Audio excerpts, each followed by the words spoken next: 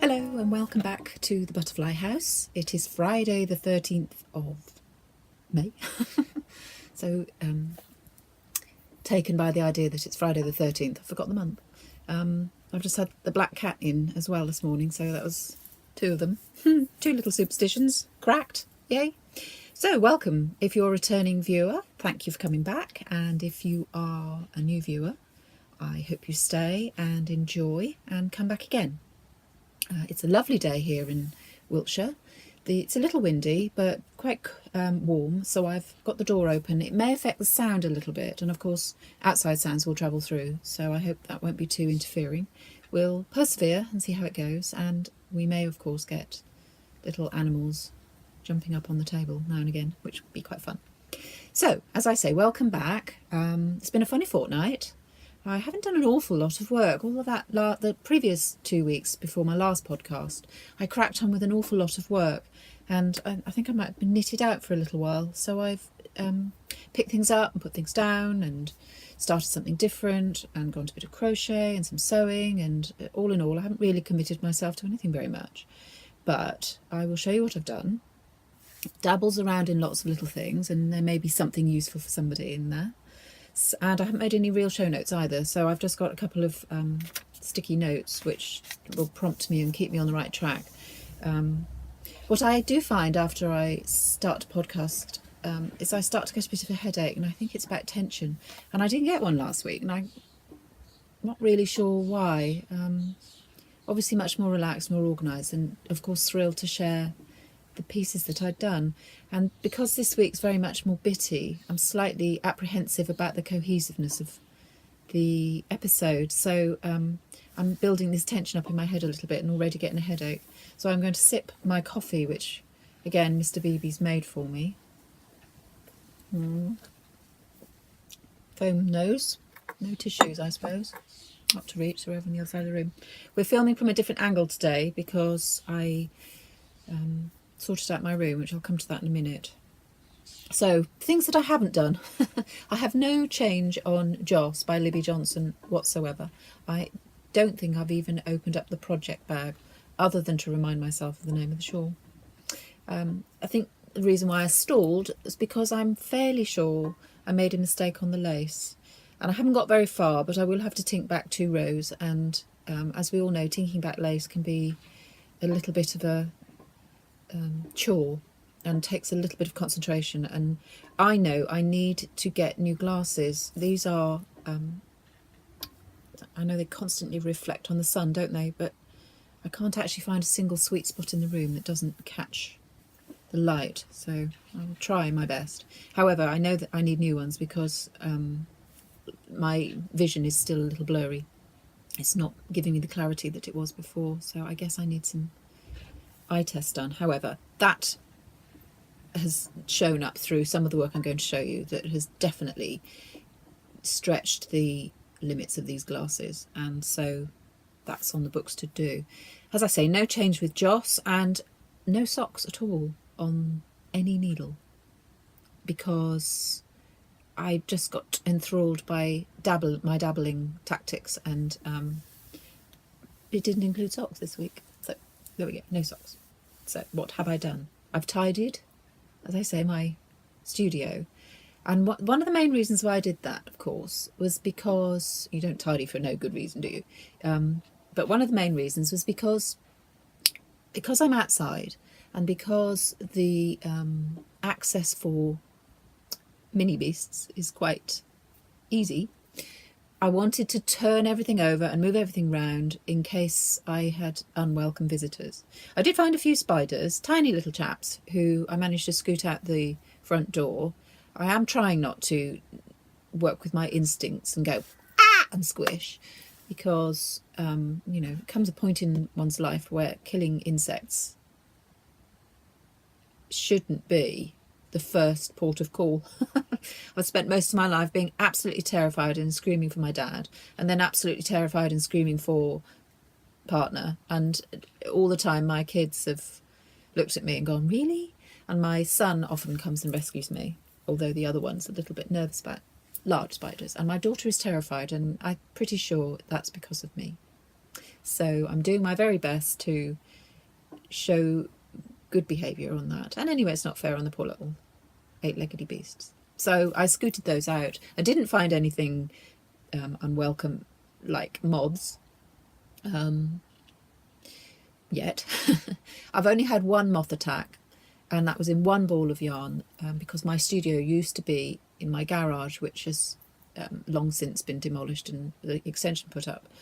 And there's one ball of wool which I always forget had been tunnelled through about 2/3 of the way through one tiny patch. So I'd been merrily knitting away with it, and then it would run out, and I think, oh yes, I forgot to find the better length. Anyway, I've used that up in various bits and pieces and ways, so that's no longer an issue, and touch wood, that's not going to happen again. And I do keep all my yarn in Ziploc bags. I think I've showed you that before. So I feel I'm doing my very best to protect these precious things. So as I say, I've been tidying up and sorting out and slightly rearranging, and now I've got a slightly different setup, and around the front of me here is my 2 work tables joined in an L shape. So now I've got a proper sewing station and a design station, and then over there is my nice chair that I sit and knit and crochet because I find it more comfortable and relaxing, a little table, etc. One day I will take you on a visual tour, pictures or video, and you can see my cosy corner, because it is small and cosy and I love being in it. And as I was tidying, I found several long lost project ideas in various project bags, and one of which took my fancy in my dabbly moments. And so I'm going to show you this first piece, which I think I might have purchased last year. I'm going to say about autumn time, I think. And I bought it online because I like the designer and I thought the shawl was pretty. Not for the yarn, because I am in 2 minds about the yarn. I am open to persuasion, but at the moment feeling However, this is Shetland Crescent, Kieran Foley, and I do like Kieran Foley's designs. He's quite intricate and quite work heavy. There's a lot of tiny detail in his design, which when you're working the design, you think, hang on a second, is this just another complication or something more to confuse me? But actually, when you look at the design, you realise, okay, I see why you did that now. And so you have to trust his experience and follow his instruction, which I have. I haven't fiddled with this one at all. I haven't added anything to it. And he's designed this for Jameson and Smith, who are British yarn manufacturers of Shetland wool. And they are actually on the Shetland Isles. It's the campaign for British wool. I think that was its original purpose of design. And I like it very much. It's a very easy knit, very rhythmic, very instinctual, and dare I say repetitive. But not in a bad way. I'm using Knit Pros simply because the yarn is very sticky and it needs a nice slick needle, and Knit Pros definitely are those. And it uses 4 different shades of yarn. So this is the first colour. They call it white. They're named colours, but they're very basic names. Shetland Supreme 2-ply lace weight, and they come in 25-gram cakes. I suppose you'd call that a cake. And they're actually wound on cardboard. So that's the first one, which I haven't obviously reached yet. And if you look in the pattern, that's the edge colour. And then the next one up is this one, which is called Fawn, and same weight, same quantity, 25 grams. What does 25 grams give you? 200 metres, because it's lace weight. Okay, so that's your second shade. I don't think you're going to be able to see it in the same picture. And then the third shade was this one, which I've almost completed. And as you can see from this great big swatch, I've had to tink back a little bit, because my stitch count was off by 1 stitch, and I worked out where it was. I'd picked up in a knitting section, a stocking stitch section, I'd picked up a stitch completely unwanted and carried on working it. So I'd actually added a stitch in rather than dropped one. So I worked my way back to that point and took out the section, just dropped it to carry on, only I dropped too far and I ended up with the ladder running into the lace section, and once you're in there, it's impossible, isn't it? So I then had to frog back to the previous lace section. Anyway, and the final colour, which I've completed and used, is, it's covered in gold stellina for some reason, this one, which I think they call black. Yes, they call black. And I didn't tell you the colour of that one. They call that grey. So we had grey, black, fawn and white. And that's before white's getting blown out of it, isn't it? And that's your shawl coming down like this. And so, without further ado, I will show you how far I've got on it. I'm housing this in something I found in my mother's loft. It's obviously something that was bought for us, one of us, as children. I think my uncle must have bought it. He was in the Merchant Navy and he used to go to Hong Kong a lot. And there you are, look, it's quite cute, isn't it? It's probably about 40 years old. I have no idea of its provenance other than it was a present to one of us. I don't know even if it was mine originally. The pattern uses 2 other different sizes of needles. So when I get nearer the edge, I go up half a size, 1 size, and then to cast off, you go up a further 2 sizes. So it's a very loose, lacy frill on the edge. And here it is. Ta-da! And it's the reason why I'm not 100% sold on it yet. Is this Shetland yarn is very, very itchy. Now, there's no way in this good green earth that I could put that against my skin. The picture shows the lady wearing it on a sleeveless dress. So I can only assume that with a good soak, it will bloom and give a lovely, lovely, soft, drapey shawl. I mean, it's not that drapey. You have to stretch it to see. Let's see if I can stretch it out. How pretty that is. You have to stretch it to see its full potential, and once stretched it gets much, much bigger. It's a lot of spring in Shetland, of course, isn't there? So I remain optimistic. However, if I can't wear it, it will be a gift for someone. Someone will enjoy it, and I'm enjoying knitting it, which is of course the purpose, isn't it, of all these things that we do. I have no schedule for it, and because it is very easy knit, it's rollocked along without any issue whatsoever, and I have every hope that I will have that finished for you to see next time. So there we go, that's the first piece of work that, is going along quite nicely. And then on Instagram last night I put up something I only actually started last night, and I've wanted to do this pattern well pretty much since it came out, but I had in my mind, the minute I saw it, I had in my mind exactly how I would want to see it. So I have hung back on it. I bought it ages ago, waiting till I found exactly what was in my mind's eye. And then, blow me down, I spun it myself. So let us tell you what the pattern is to start with. It's being kept in the bag that I made from my daughter's blouse. I love this bag. It's proving to be very useful size and shape for 3 yarn cakes. There's 1, 2, 3 yarn cakes in there. They all sit perfectly together, and indeed the pattern slots in the back nicely. So very happy with the way that worked out. Serendipity's great when it rears its head, isn't it? So the pattern, of course, is Lefty. How much am I giving away when I show you this? Absolutely nothing. There you go. So when immediately I saw this, in my head I wanted to use autumn palette on that, rusts and browns and greens. which is the palette that I would favour over anything else. I do love her pinks and browns and various other shades, but it's not my particular palette.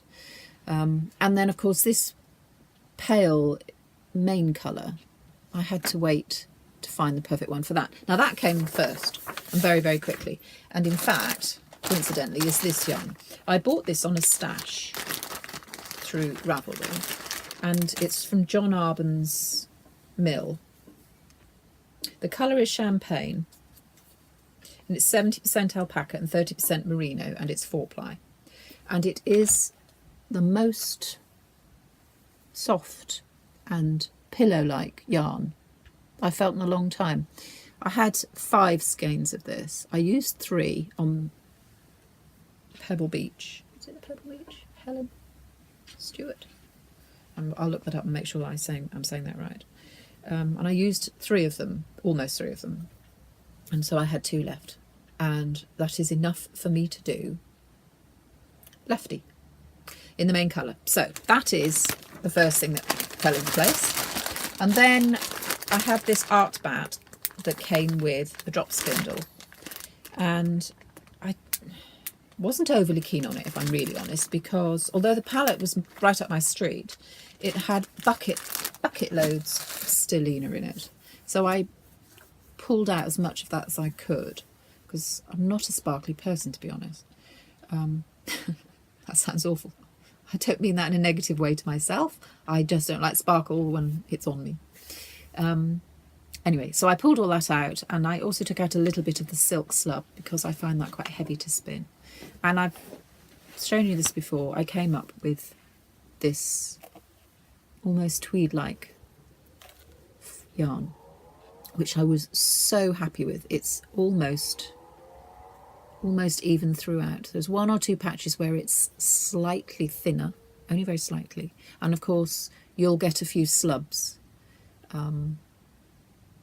There's one there and a little yellow one there because of the mix of fibre in here.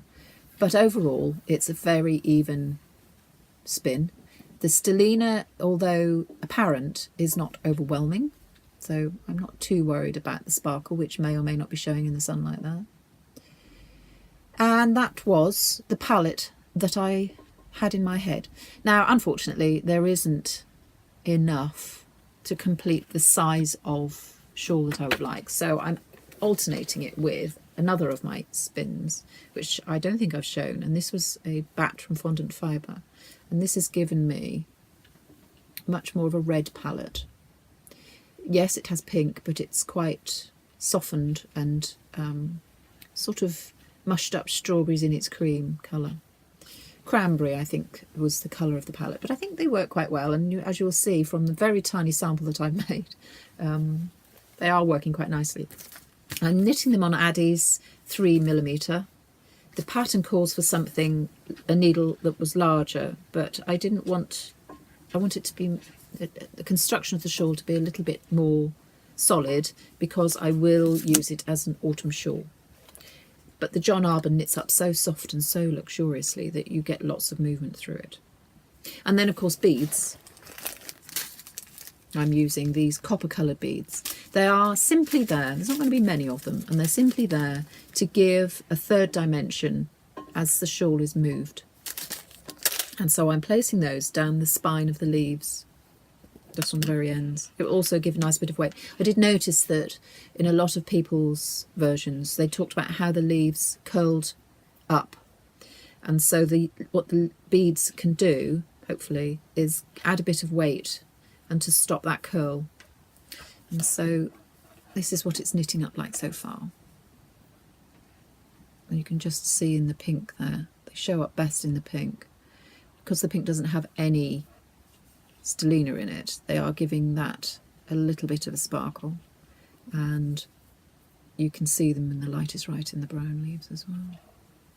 Now I'm doing the pattern slightly differently, largely because, well, for 2 reasons I think. One is my needle size is giving me a tighter stitch, and 2, because the yarn, hand spun, because it's not overly tightly spun, it's difficult to do. In the pattern, part of the pattern, they talk about picking up 2 wraps around 1 stitch, and I am unable to do that without forcing. And so what you end up with are little gaps, because when you pick your wraps up, of course, you're closing up the wrap and turn gap, but they fall beautifully into the leaf. So you can see one there and one there, and I think that adds a little bit more dimension to the leaf. So when that's blocked out, what I will have is the spine of the leaf tailing into 3 little beads.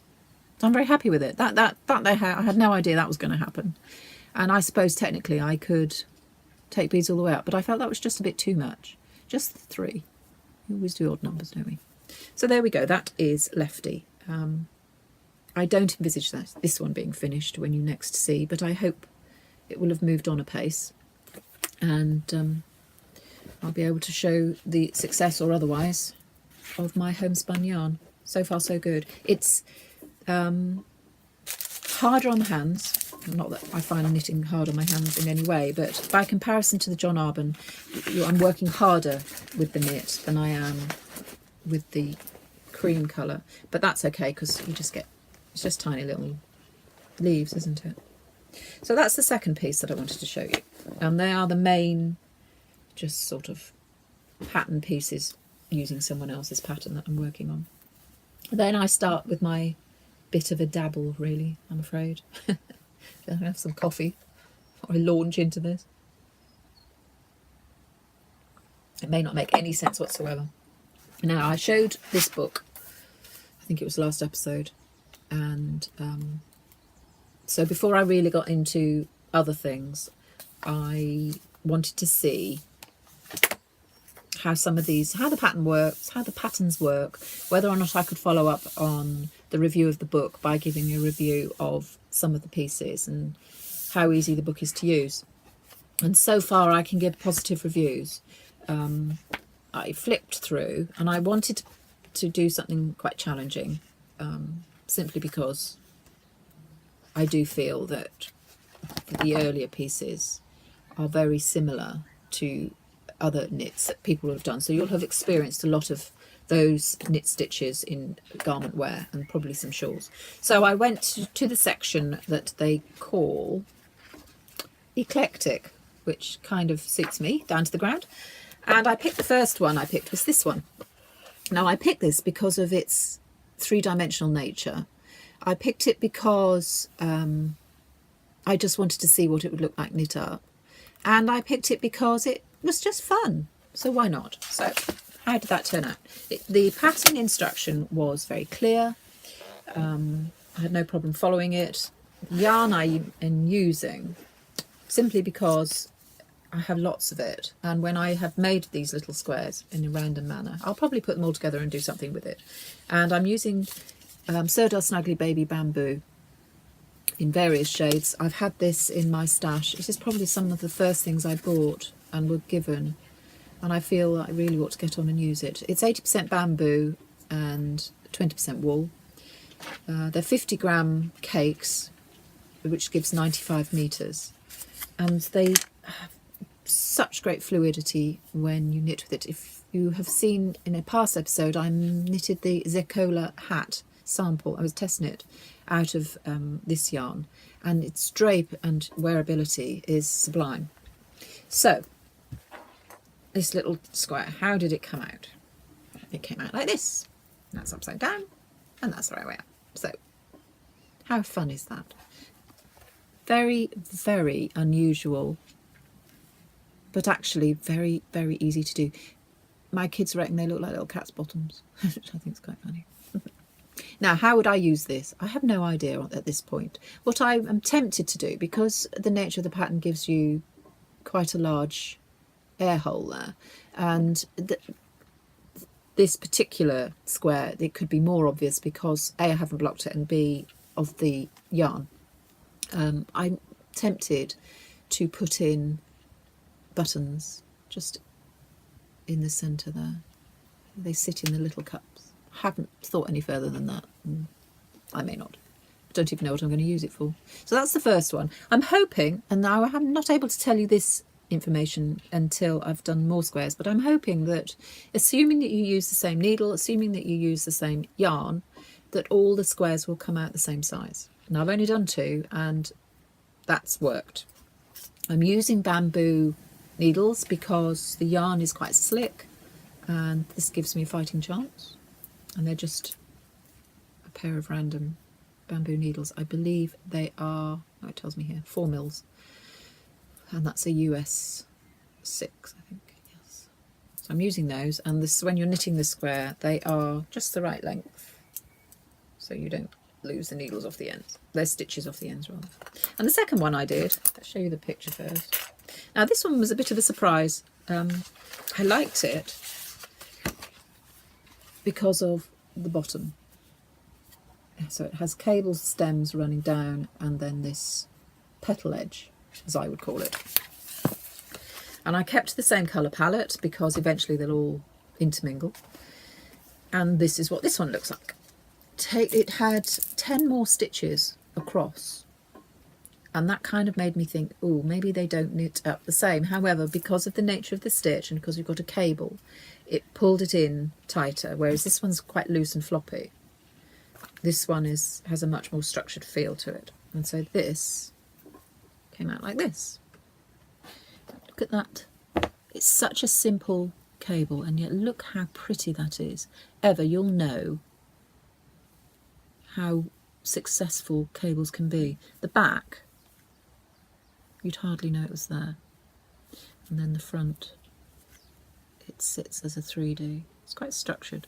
And then you've got the little petal skirt on the bottom. Now I can see, and this is how I would take this on, and this is the beauty of a book like this, particularly when you take on things that in their own context seem a little bit wacky, but actually when you look at and feel and see the work, how you can then develop. And for me, I would 100% make a cowl from this. For me, that makes a cowl. Now I would either have it as deep and cuff it over, or even roll stitch it over, or I would have it half as deep and much shorter, and then that possibly longer and sit. So I thought that was a brilliant way of extending the pattern purpose. Now interestingly, you're probably looking at it and thinking, but that's way bigger than the other one, but actually it's the skirt that is bigger, not the main part of the square. So what I would do if I was stitching them all together, and this is purely what I would do, my next square that would come down, I would attach under the skirt at that point there, and it would be quite a simple square, and then this would sit over the top. So that would be how I would use it in a blanket. So we'll see. That will come in and out and show you as I knit. I can almost do one square in an evening, so it's telly knitting really for me, even though it's quite challenging in terms of its stitch patterning. Actually it isn't that challenging, because once you memorize the sequence of stitching, it rockets along, and it's only approximately 40 stitches, so it doesn't take very much time at all. So I will continue to dip in and out of that and show you the progress of the squares, and if I make anything with them, you can have a look at that too. And that's staying in a bag that I can't remember where I got it from. It's a sweet little bag, but my biggest problem with this, which is why I'm not going to bring it to the camera, is the fabric is, for want of a better word, sticky. And so every single hair, fluff, I've got half a cat on here, I reckon, sticks to the surface, and so I'm constantly picking bits off, so I don't use it very often, and I certainly don't take it anywhere with me. So there we go, that's that dabble. And then what came next? Some designing of my own. Now some time ago I have been looking at a lot of people's methods of storing their patterns, and I showed you last week my file box, which suits my OCD tendencies, but it doesn't answer the design aspect of how to keep note of things. And so for months and months and months I've been looking at the ideal product for that, and in my house I have a gardener's journal which is jam-packed full of different purpose pages, and there's graph paper and writing paper and pockets and slots and zip fold pockets and all sorts of wonderful things that one needs for designing and storing plant labels and things like that. And I wanted that for a knitter, and I bought that at Paper Chase many years ago, and they do still have something similar, but they don't do it for knitting. So anyway, trawling, and I found this. This is the closest I've come so far. It's not perfect, but as I've only done a couple of designs so far, it's doing its job. And it's quite, as a quick review, it's quite informative. It has a little bit of advice on how to use the book, how to spark your design, where to find inspiration, what to do with it, etc. And I am using it pretty much as they suggest. So my first page shows a little brief description of the relevant details that I put on my cards, really, which about the yarn and the weight, the needles, and any other extras. It has a little place to put your samples of fabric. So where I would stitch in my yarn label, I would just put some samples of the fibre that I want to use. And then over on the other side is a graph paper to sketch out ideas and put in stitch graphs. And then I'm slowly plodding my way through the writing of the pattern.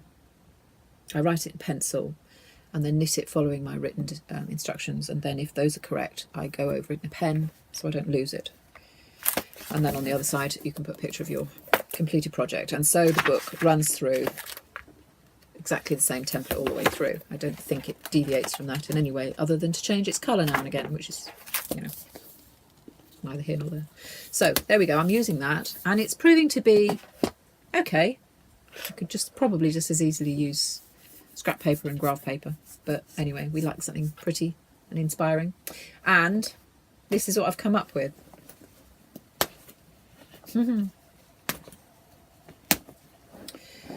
I wanted to do a stole.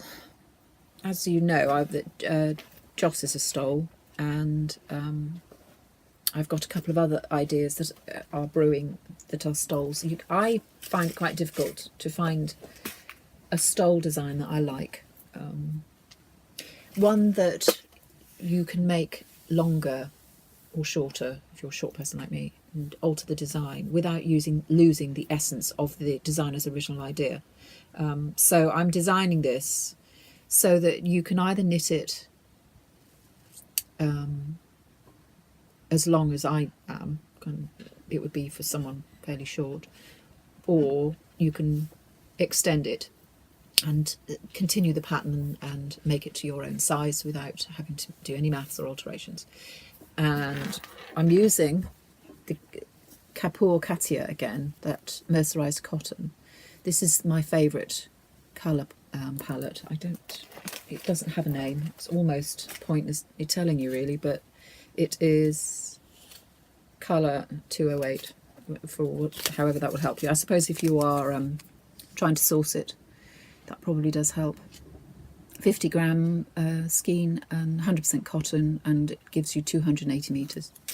Beautiful, beautiful colour range. Soft, absolutely my colours.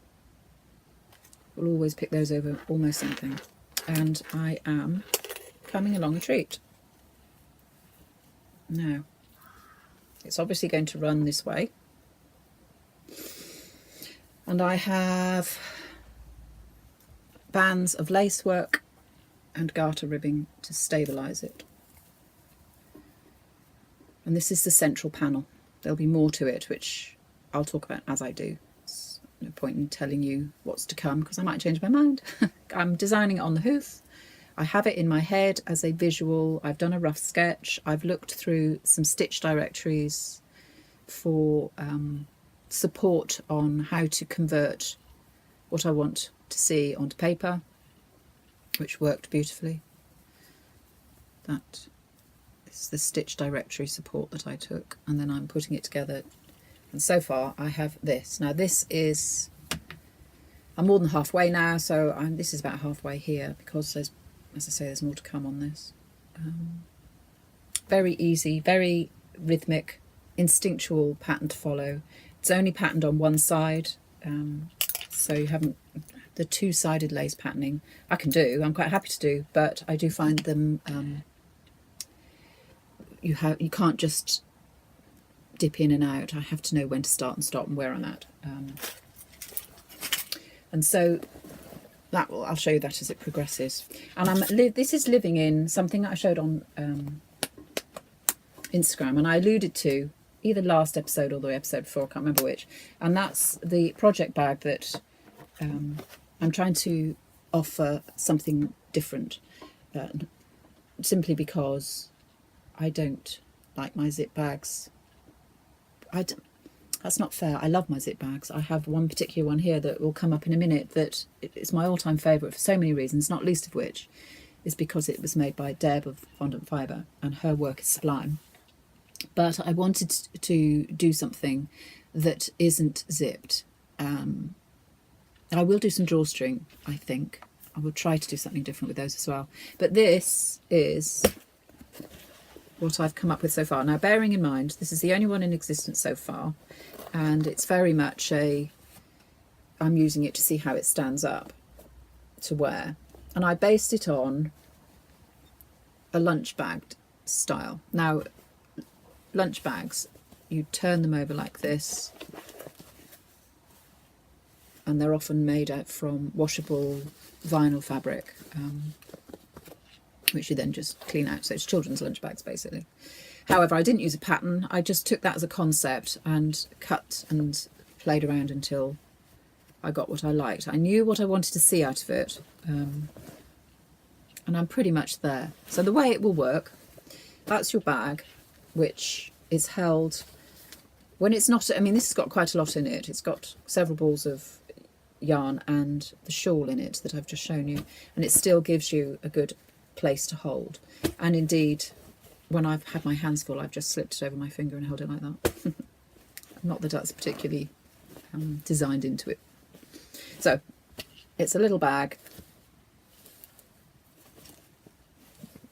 This prototype, I used a interfacing that was quite stiff on the roll, so to speak. So I was a little bit dubious about it, and indeed I'm still dubious about it. It did the job until you start to use the bag, which is why I've wanted to use this before I decide to go into the flow of production, so to speak. And this is the one part of the bag that I'm going to change. I don't like the way it's wearing. It's very I like the way it works for the bag, but when you actually use the bag, I don't like what happens to it. It's too stiff. So I'm going to work with that and on that.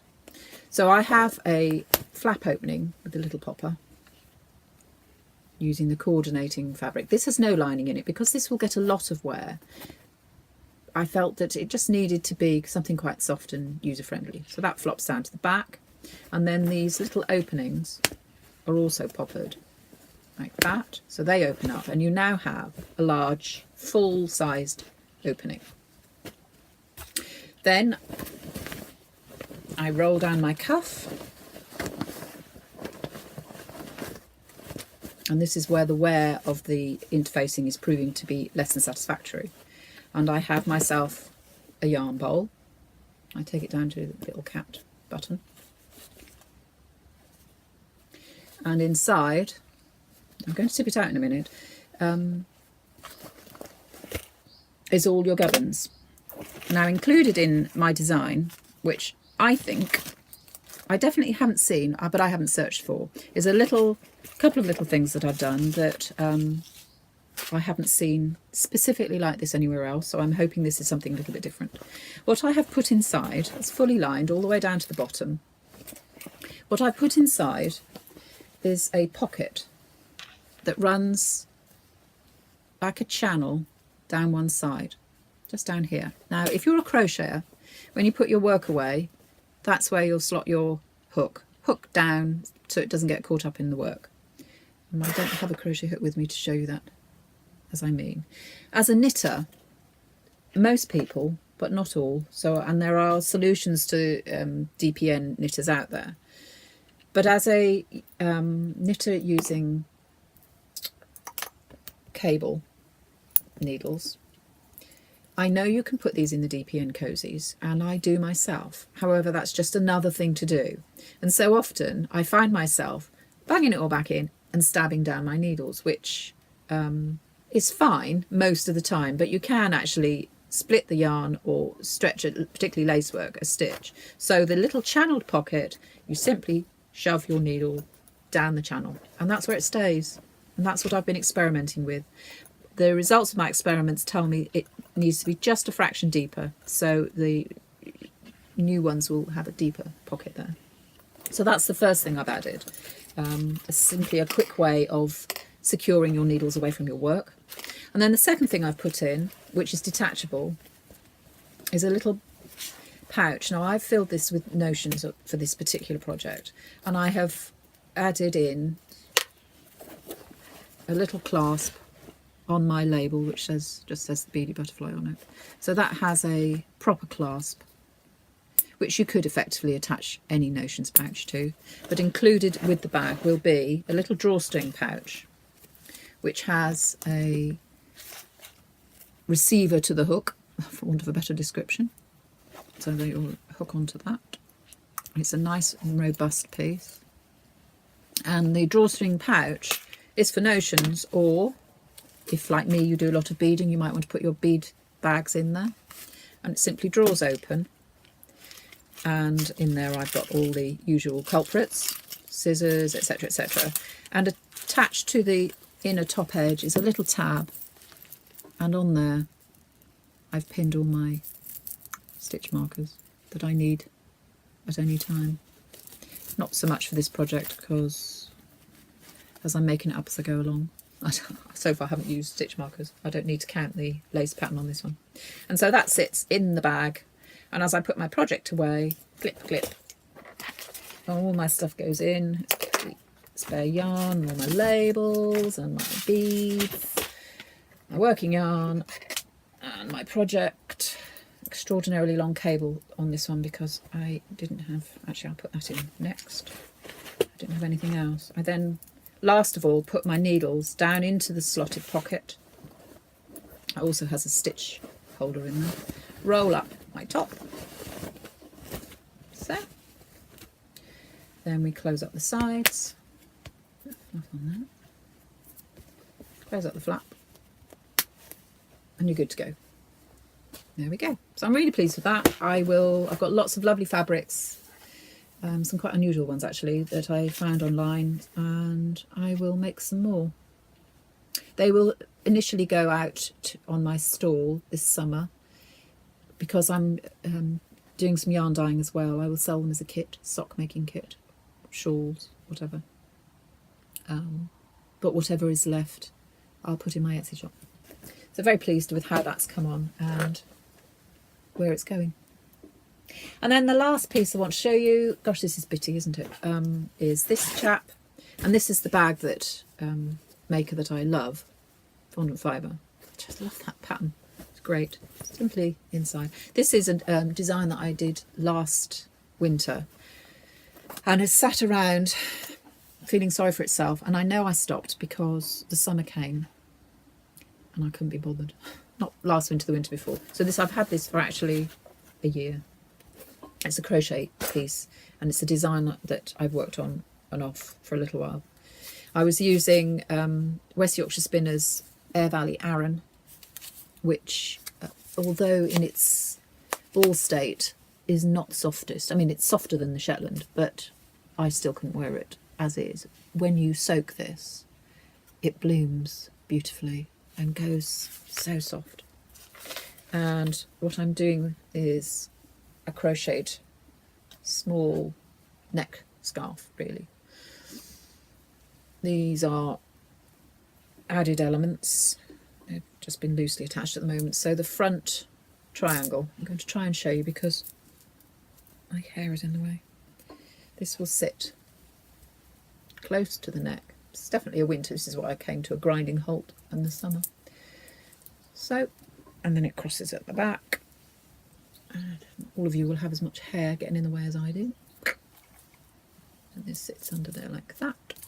And this side's not finished yet because that's the last pieces to fall into place. And that one sits down there like that. And what you have is all the front piece has your nice little added elements to it. And these little flower circles then sit around. And that's very cosy in the neck of your jacket. It's pretty. So when this blooms, I will enjoy wearing it. It's too itchy. It's not that bad. I mean, it's a hottish day today, and I'm not immediately withdrawing. My nerve endings aren't going, get it off me. But nonetheless, if I had that on for more than 20 minutes, I reckon I'd be itching. Yeah, so that, again, will be something hopefully finished when I next see you. However, yes, we are entering the summer, and the poor little thing may well get shelved again. Poor little wallflower on the shelf all the time. Always a bridesmaid and never a bride, this chap. So that goes back in the bag, and it's crochet using a 3.75mm basic hook. I'm going to go back to using basic hooks because I'll show you in a minute. I haven't actually got the offending item, but I was merrily crocheting away and it snapped in half. Darn it. So that's that one done. And I will finish off with a few very eclectic pieces that have taken my attention on and off for the last fortnight. I am doing work now for my stall to replenish. My first fair is in July, and it's a summer fair, so I quite like to put a few eclectic little bits and pieces in that, if they don't sell in the summer, sit in stock for a winter stall anyway. And one of the first things I'll show you, I did this last year and would prove to be a very popular piece. Very simple things. I call them buddy brooches, and I use just random little bits of yarn, which is why I said before I never throw anything away, because you never know what you're going to make out of it. So I have a box chocker full of bits of yarn and leftovers. This, for instance, my next one I'm going to use is this, which is the mercerized cotton from the shawl, whose name escapes me. So that's random. And the thing I'm going to show you uses so little yarn. So the first one, little buddy brooch I made, is, and these go on the store for just a few pounds. Children love them and adults love them, and everybody loves them really. So there we go. He's a cute little chap. They're based on the bunny nugget, but when I read that pattern, I thought there isn't any way I can sit and do all of that to get a bunny nugget. So basically what I do, and I'm happy to share the full details of this, it's, you know, because it's based on someone else's design, I think it's only fair.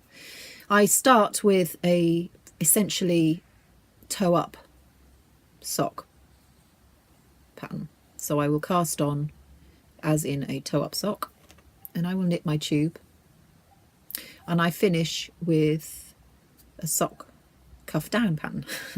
So you've basically got each end of a pair of socks on the end of a tube. So there's no seaming whatsoever. This one is a cast on and this one's a Kitchener. And then the ears are I-cord, and those are sewn on, they have to be. I've tried many different ways of carrying on the knitting in I-cord, and they don't finish. The finish on them, I might as well have knitted an I-cord and sewn it on basically. So that's what I've done with that one. And there's no design to them in itself other than what the yarn does as I knit it, and you know what the shape decides to do. This one for me said mouse, so I curled the little I-cords around for little mouse ears. It has a tiny crocheted flower which I used, oops, sorry, that's probably not going to focus. If I come out of the shot it might focus. Is it going to focus? No, it's embroidery floss, that there, 2 strands of embroidery floss, which it's not my favourite thing to crochet with embroidery floss on such a fine thread. However, one has to do these things. Then buttons, the eyes are beads, seed beads. The nose is embroidered. There's a little lace cuff, and then this is a, I don't know, I won't know the technical term. Lorelei, you'll know this. It's a spacer, I think you'd call it, for jewellery. So when you do a beaded bracelet and you want to separate your beads, you thread on a little disc, and they come in various designs and styles. And because I resource lots of jewellery, hence all of these pots here contain various little parts of jewellery, and I took apart, I think it was an accessorised bracelet, can't really remember now, and there's bucket loads of these. I don't know where they all are, probably on my desk somewhere.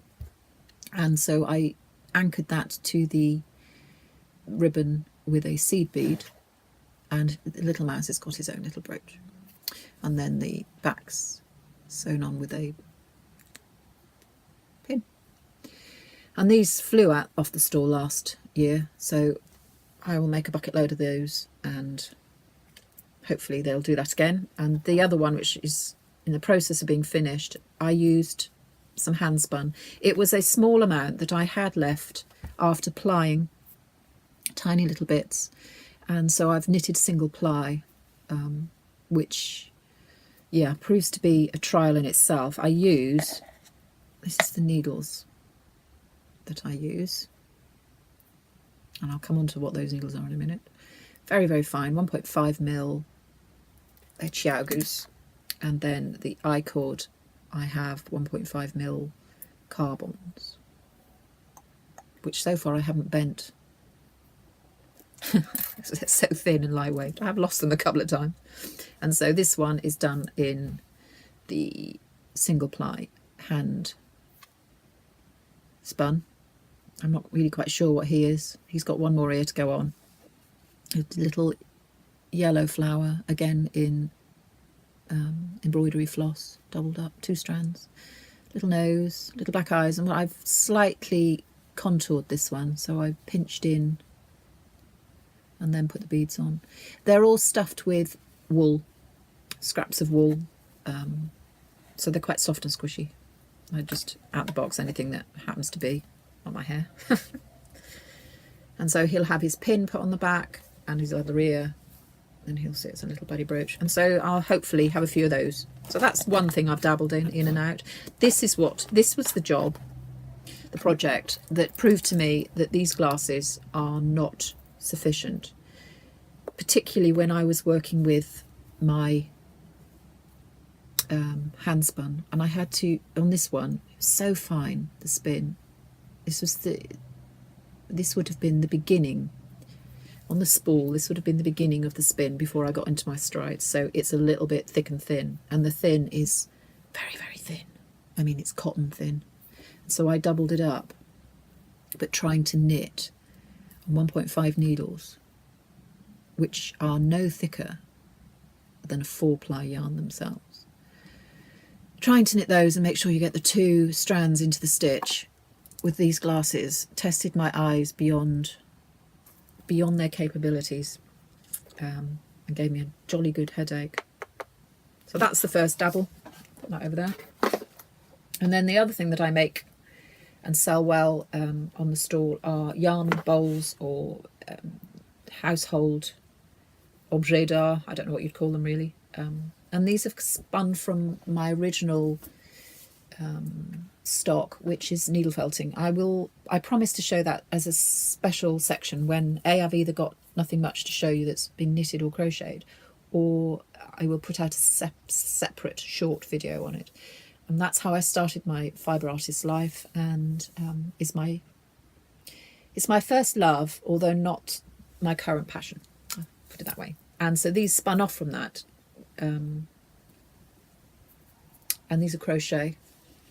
So, and they go very well on my stall, nice and robust. This one is done from a chunky 100% wool. It's a felting yarn, so I may felt this one and see what happens. So obviously it will be much smaller, but it will be much denser. It's still quite solid now because I've used quite a small hook on quite a heavy yarn to get some kind of structure to it, which is what I think is important.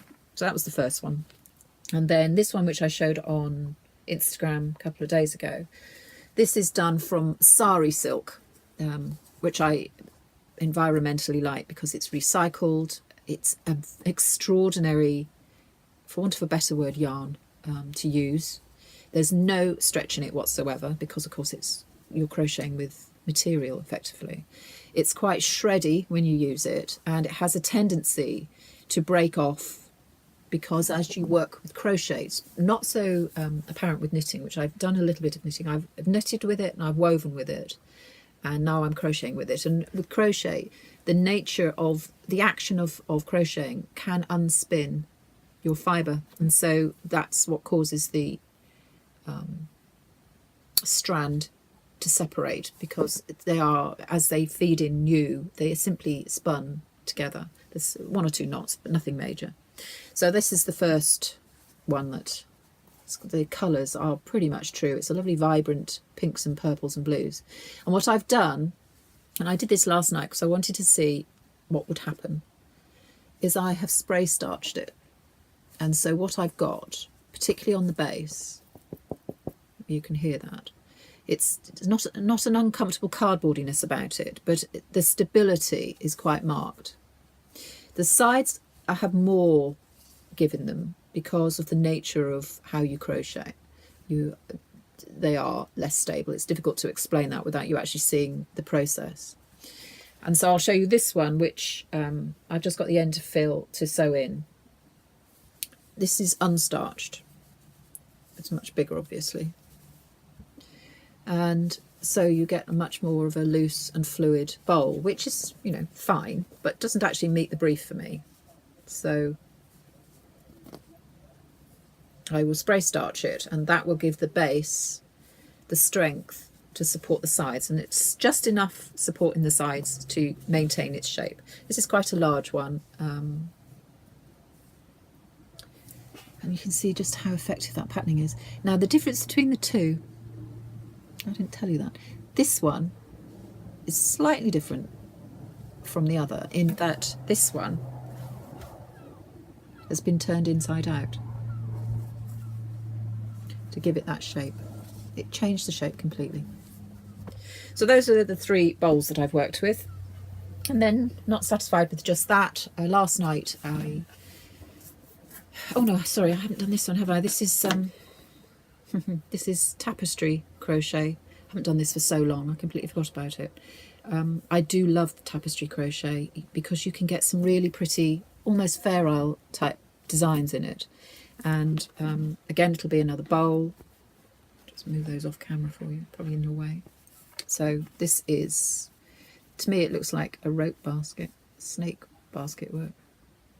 But you can pattern, no sewing in at all. I've got the original cast on end and I've got the original feeding end for the pink, but otherwise you just keep going. And the way you do that with tapestry crochet, now there'll be crocheters out there going, yeah, we know, but I'm sure that some others would be interested, even if they don't intend to try it, is, that's my hooks. And this was a casualty that I had on those large silk bowls, is I snapped one at that point there because of the nature of that fibre. So I don't intend to use a crochet hook of this style for that yarn again. Now this is just a cotton yarn, 100% cotton. And what you do, I don't know how well it's going to show up on camera because you're the opposite side to me, however. So the colour you're not working with runs underneath the stitch. And so what you do is you crochet, I'm using single crochet. That's an American term, I don't know what. I always work with US crochet terms. That's how I learned and I can't convert. So I apologise for that, but it's basically an in, one pick up and pull through. There's no wraps. So in US terms, that's a single. And so you crochet over, I'll do it a bit slower, in the stitch. And all the time I'm crocheting over the top of my pink colour. Even though I'm not having any colour pink in this round, I'm still carrying it around, not least because the last round was down there and you'd end up with a loop, but also because it's a pot, it doubles up the stability of the fabric. And so it's a few stitches, and then what I do is I very carefully put a little tension into the pink yarn, and that gives you a really quite stable platform. And so that will go round and round. And when you want to change colours, which I will just do very quickly for the purposes of demonstration, you pull through on your original colour, but then you finish your stitch with your new colour so that the working colour is now pink. So it hasn't changed the colour of the stitch, it's simply given you a new colour. And then the old colour is the one that's now travelling under, and the new colour becomes working on the top. And because the reason why it doesn't show the transition is so clean is because it's the top, your first pull through, that is your coloured stitch. If I didn't finish my stitch off, which I'm not going to do just for benefit, your benefit. So if I want to change colours now, and what I should do is swap my yarn and pull the blue through. But if I forget and I pull my pink through and then I change to my blue, now you might want this as an outer effect, we wouldn't show any other way, and then I carry on with my blue, what I end up with is half a stitch of blue and half a stitch of pink, which isn't what you want at all. However, that also clearly shows how effective the colour change is. So now I'm going to do that, and then I'm going to just do one more half stitch in blue and swap to pink and finish the stitch off, pull the blue tight, and then go back over with the pink, and you'll see a nice clean transition. Now my advice would be to every now and again to stop, particularly if there are long sections before you change colour, and just gently tug on the running thread to keep it nice and taut, otherwise you end up showing your stitches on the reverse side.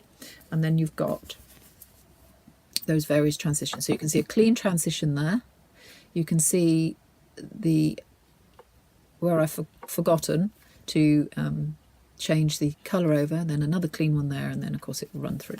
And that is really how you tapestry crochet.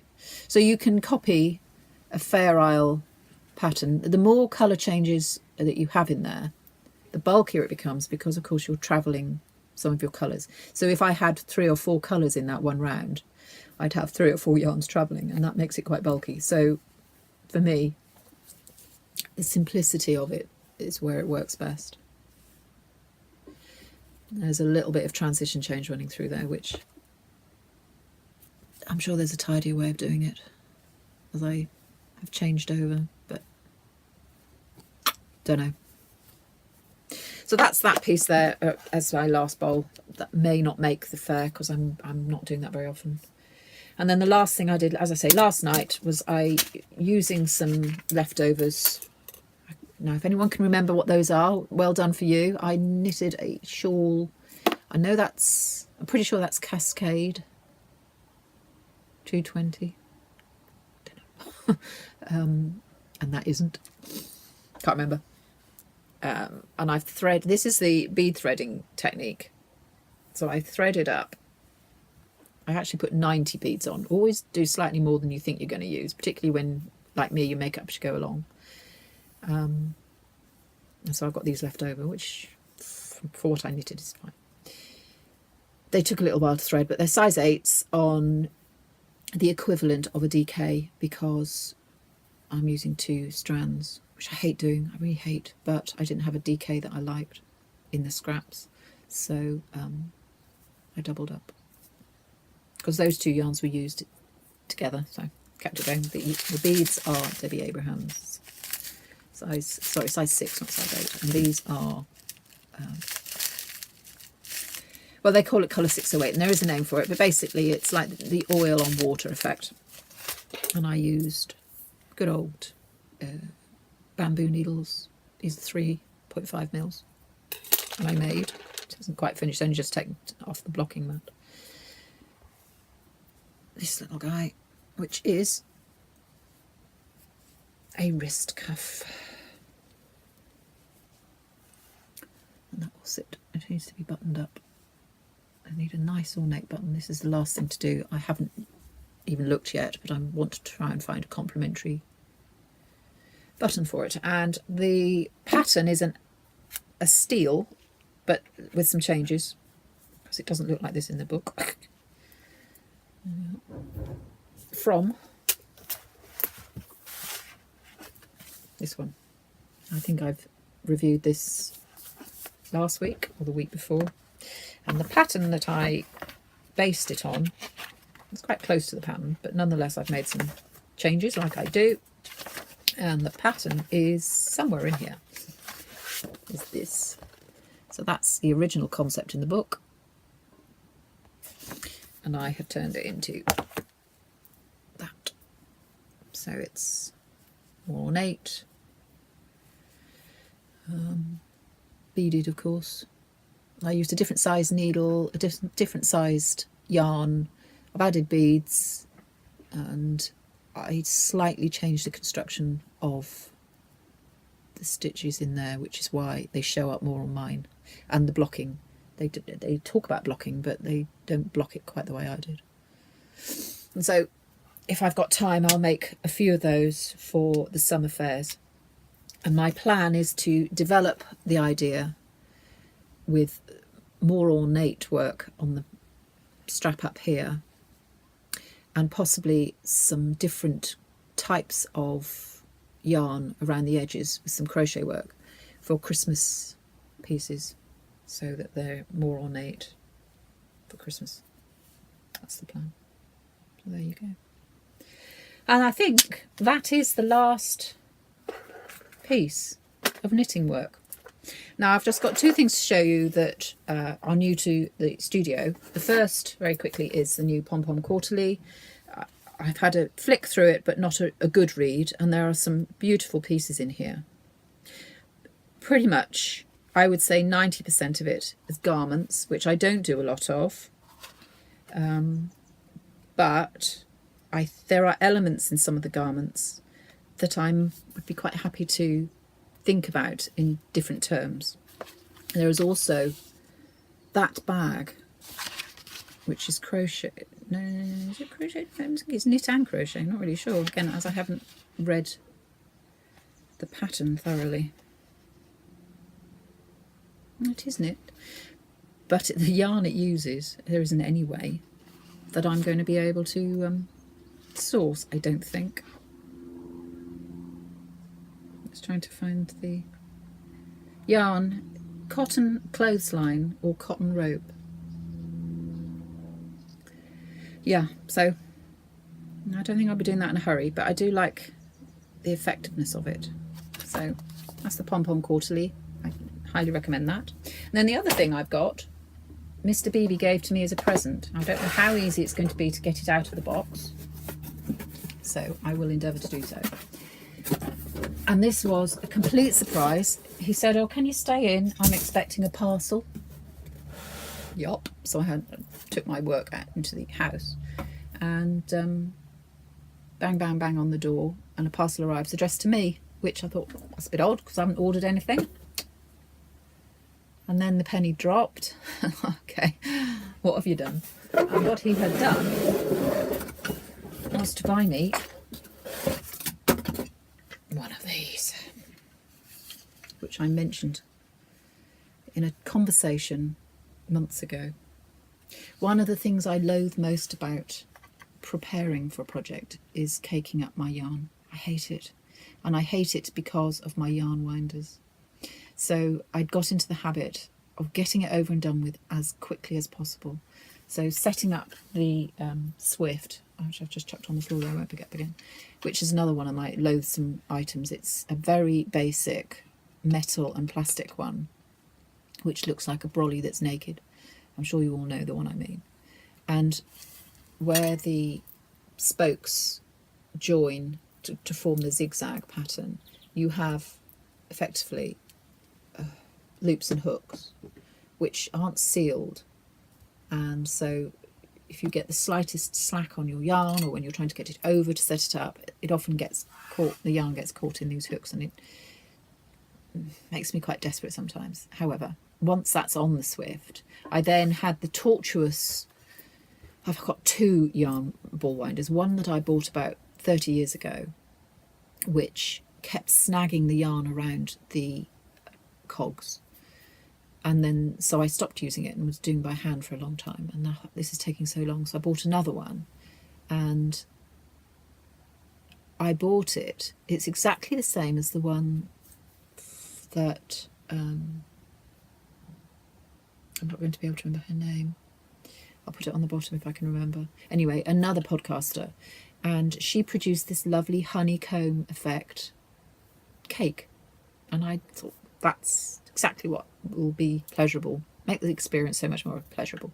So I bought it. However, within about 3 uses, the arm that you thread your yarn through broke. So it was just loose and floppy. So every time I had to wind, I had to hold this upright and make sure the yarn, A, stayed with tension, and B, just stayed up.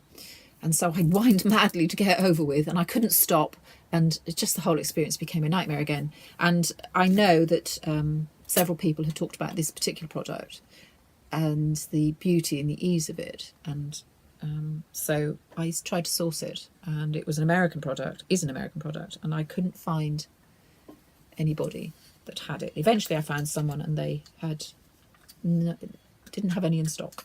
So I kind of just put it aside as a thought and didn't think any more about it. I'm just putting the belt on while I'm speaking to you. However, Mr. Beebe obviously logged it, and blow me, there it is in the post. So what we have is a Stork Fibre Equipment Company yarn winder, and it is the smoothest piece of equipment I've ever seen. You provide your own tension by gently holding the yarn as it comes off the Swift and through. So it comes off the Swift, through the eye, slots down into these slots here, and they recommend you start to form your yarn ball mid-stem.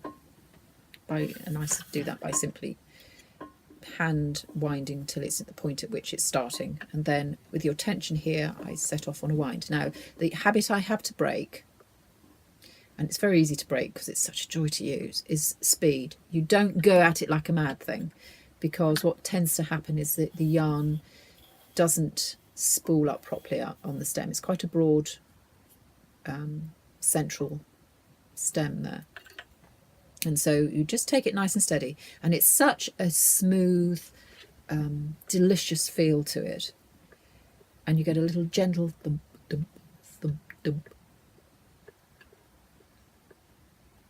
I don't know whether you can pick that up. And you end up with a beautiful yarn cake. Now, the example that I have is the Lefty. I did these 3 in prep, and it gives me this yarn cake.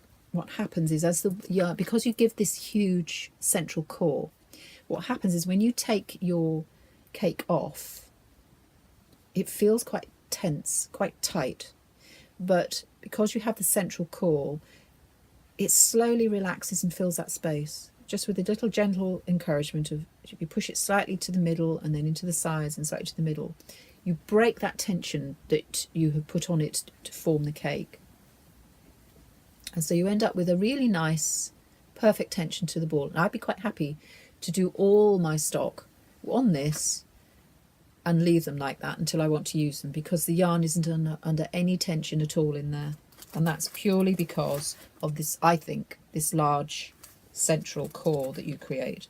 This John Arbon, for instance, you see you've completely lost that central hole because the tension in the yarn has relaxed and filled it. You have a central pull from it because you start off with that initial trail through, and if you leave it quite long, when you pull, it's quite clever. So you have your yarn across here, And then all of this action goes on across the top of that, so that when you pull it off, this piece here gets left behind until the very end and then hangs out the bottom. So then you have your central pull. It's quite clever. So well done for that. Brilliant design. Highly recommend it as a product. It isn't cheap, I have to say. So I was a very, very, very lucky girl having that as a gift. You leave off the tension band. I've just released the tension band when you don't use it. So that prolongs its life. I'm sure it won't matter too much if you forget on a couple of occasions. The box that it comes in is a great, that's the clamp for the table. Huge, great beast. And then the box that it comes in is a good for storage, and as they suggest, is a nice carrying. You want to take it out and about anywhere, take it to your knitting circle or whatever, so you can share its use should you so desire. And I keep my Swift in there as well, and so that was a perfect gift. Thank you very much, Mr. BB. That's very kind of you. And I'm going to finish today with a little something that again Mr. BB sent. He sent, I'm just looking it up on my iPad now, he sent me this article, and it's about knitting during the war, and the article has come from Eleanor Florence's Wartime Wednesdays, and she put on a feature called Knitting for Victory, and it talks about the importance knitting held, certainly in this country but possibly worldwide. This particular article is about Canada, how important knitting was to the morale, particularly of soldiers and the country, and it was considered an act of patriotism. Literally millions of women and children and even men in Allied countries used their knitting needles as weapons of war. If you weren't a knitter, you might as well have been a Nazi. I think that's an extreme statement, but nonetheless. So, all sorts of lovely little bits of information to prevent a ghastly condition called trench foot, which could cause amputation or even death. Armies needed frequent changes of dry socks, and that required a lot of socks. Not only socks, but sweaters, vests, gloves, balaclavas and scarves were produced by the ton. And here we have a very handsome chap in his knitted balaclava. Should we start a new fashion?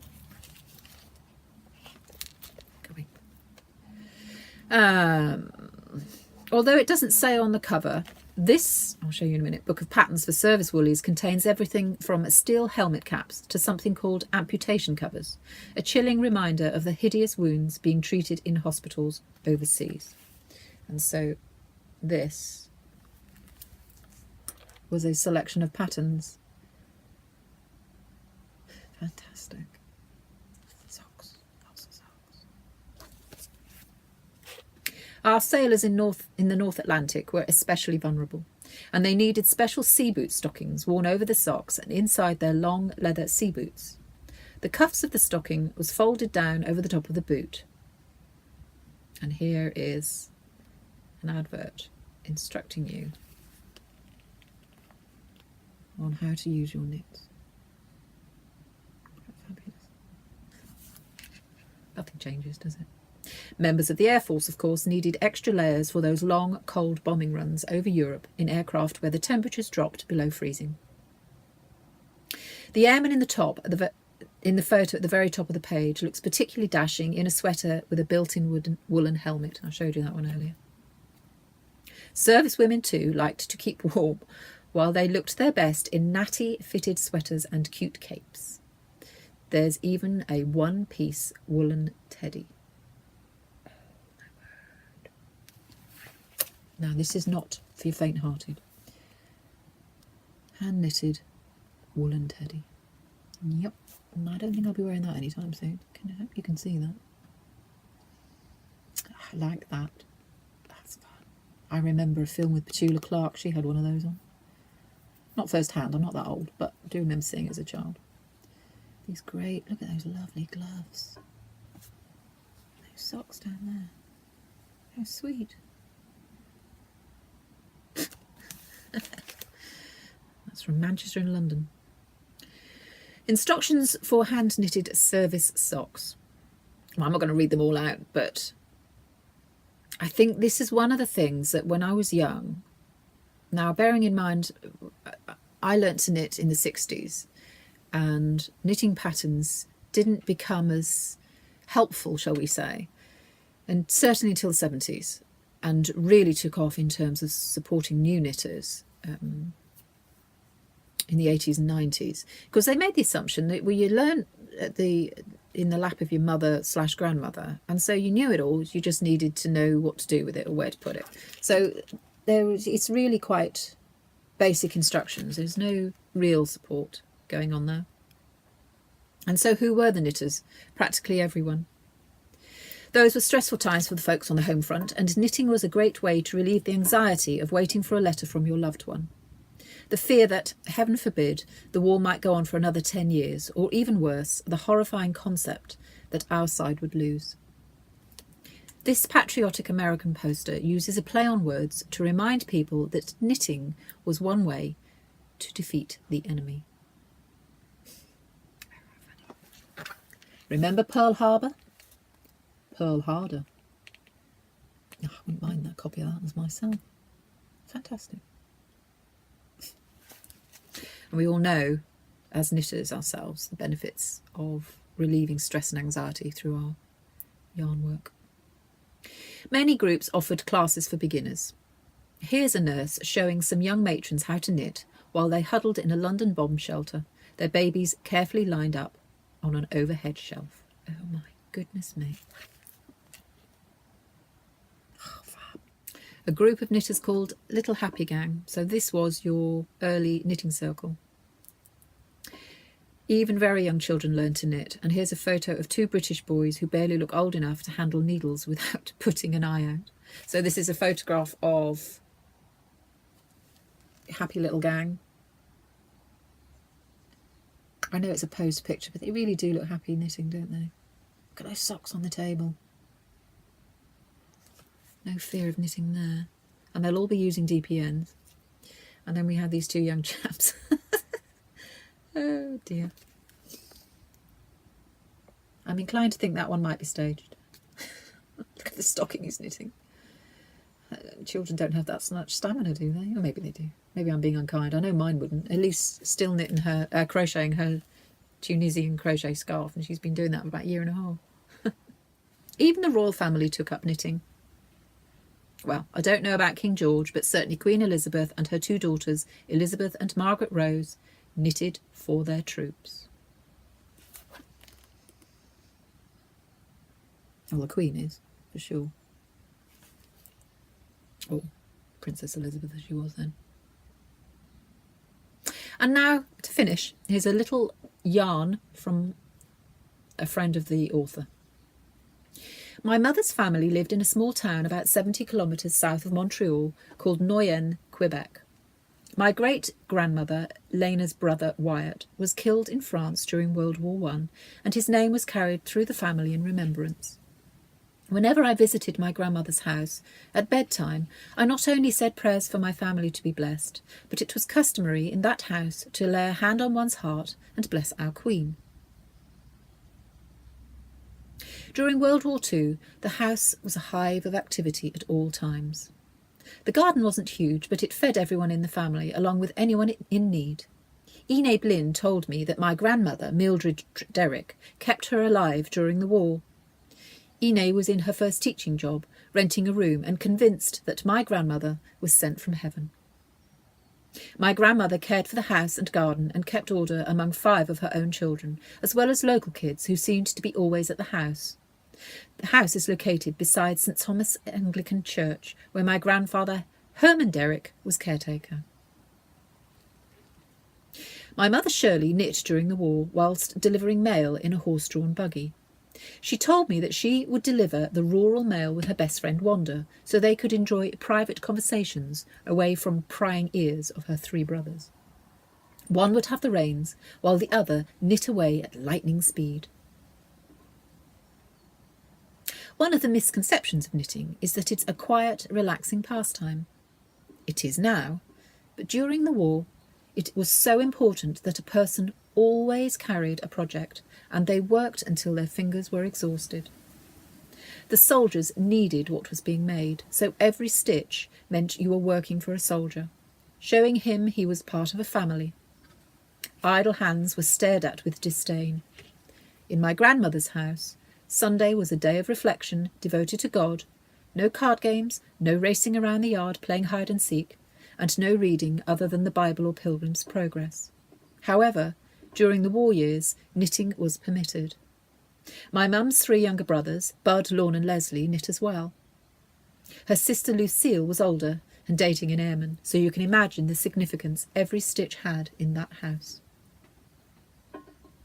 And so there's a little more of the story, but